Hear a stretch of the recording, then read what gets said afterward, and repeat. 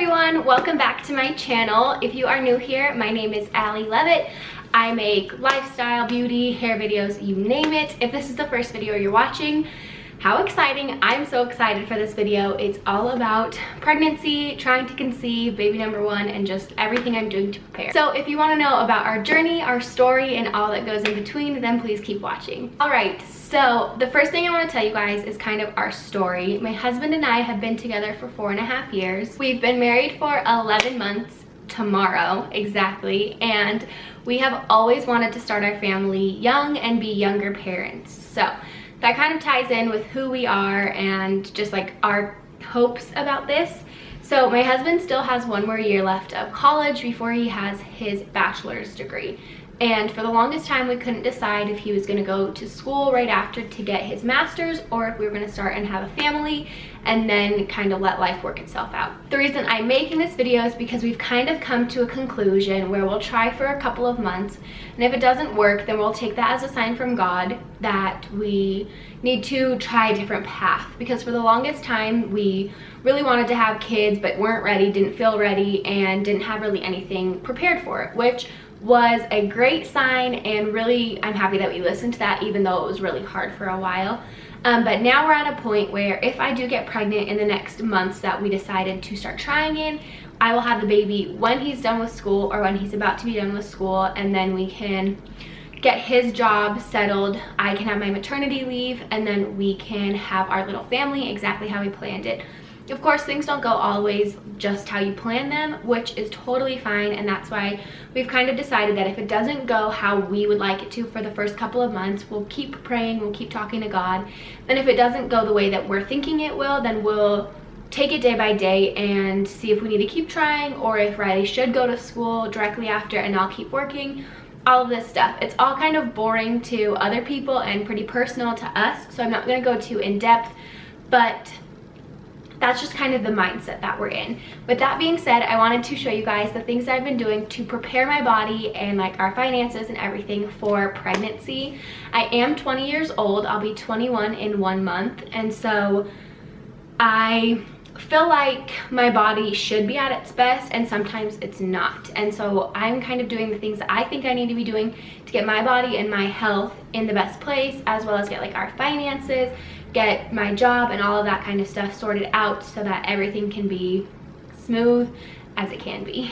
I looked for videos like this before we made the decision to start trying, and I didn't find anything quite like the way I think I'm gonna make this video. So I hope this can help some of you guys kind of understand things a little bit more personally. I have talked to a lot of people before we made this decision, so I can kind of throw in their advice as well.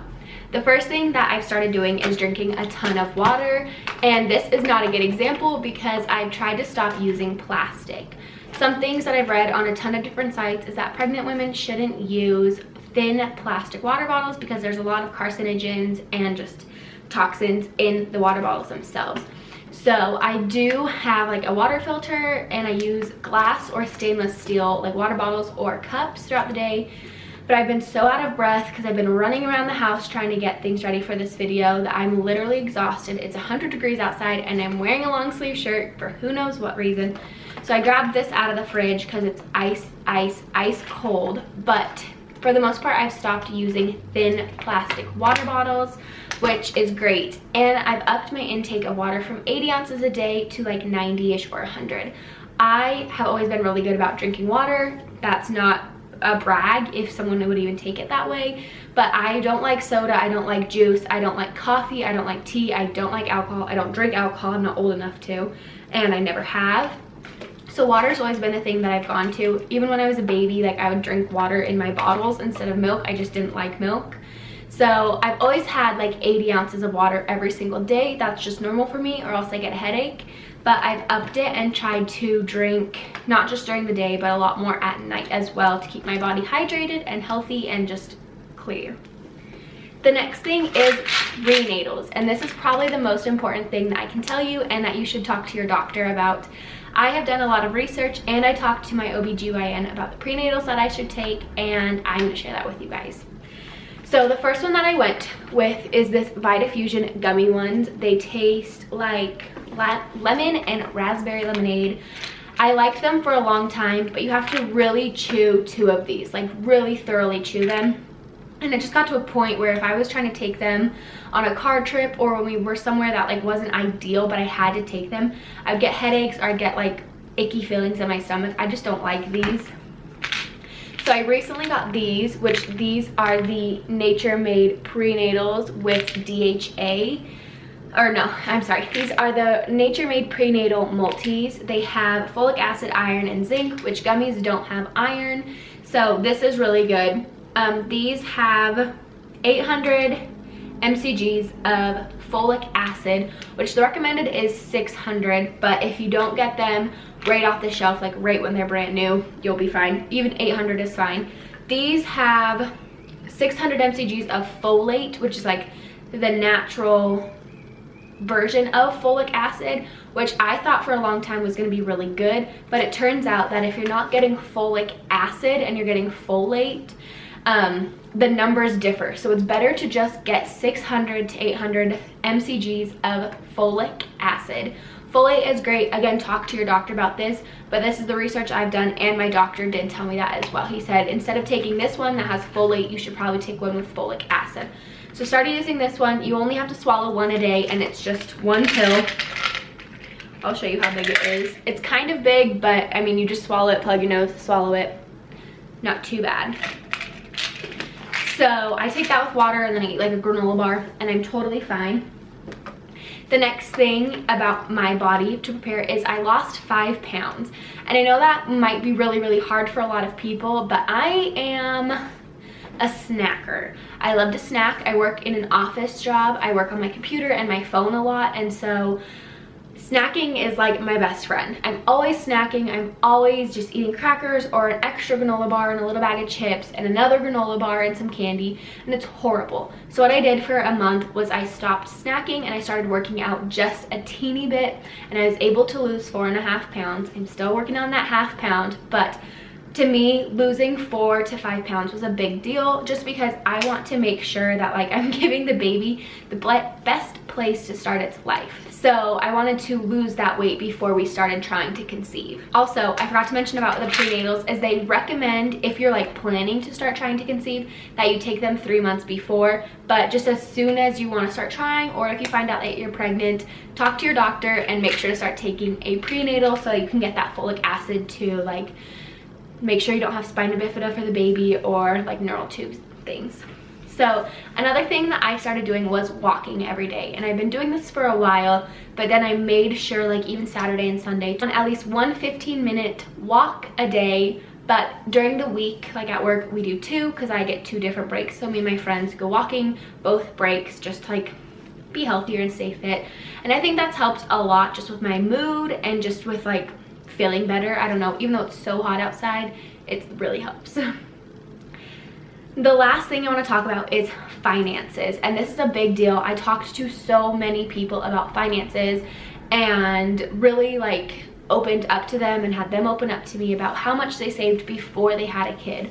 I talked to older generation, like my parents and my husband's parents and like that kind of generation, and they said you never can have enough money, save as much as you can. Like didn't really give me a price, and just an amount, and so just save as much as you can until you're really ready, have 20 grand. Like that's kind of ridiculous. If you can do that, all the power to you. But then I talked to some like millennials, older sisters, friends, things like that, people who've had babies who are currently pregnant and things like that, and I asked them, how much did you save before you get pregnant, and like what were you doing?